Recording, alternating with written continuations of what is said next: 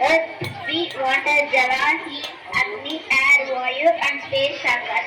Now some of our friends are going to give us visual treats with their fascinating performance based on Panjabhutas.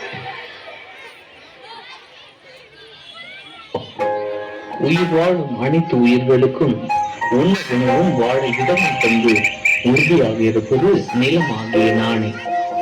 என்னால் மண் போன்று மென்மையாகவும் மலை போன்று கடினமாகவும் தோன்ற முடியும்.